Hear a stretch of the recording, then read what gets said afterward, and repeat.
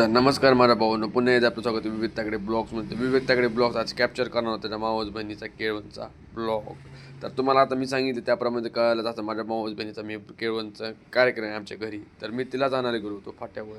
तुम्हाला तर माहिती आहे आपल्या गावात काय गाड्या येत नाही, तर आपल्याला फाट्यावरच जावं लागतं. जाऊ द्या तेवढं आपली लॉंग ड्राईव्ह तरी होती, तेवढं तरी चांगलं आहे. एका कामामध्ये मी 2 कामं केली होती. मी जाता जाता इथं लिस्ट दिली होती, त्यांना म्हणलं मी युस्त एवढं सामान तुम्ही पॅक करून ठेवा.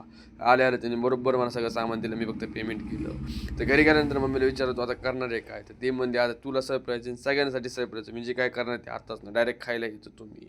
ठीक आहे म्हटलं. तर तिने मला काम सांगितलं जा तू लवकर आणि फुलं घेऊन ये.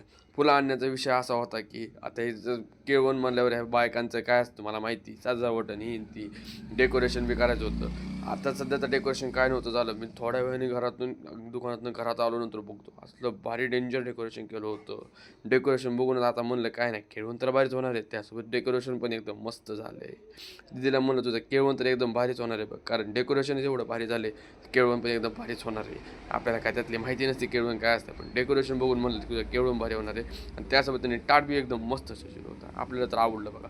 तर माझा ब्लॉग कसा आवडला ते लवकर तुम्ही कमेंट करून सांगा. आणि तुम्हाला बी डेकोरेशन कसं आवडलं ते तुम्ही लवकरात लवकर कमेंट करून सांगा. भेटू उद्या एका छोट्याशा मिनी ब्लॉग तागडे ब्लॉग्समध्ये.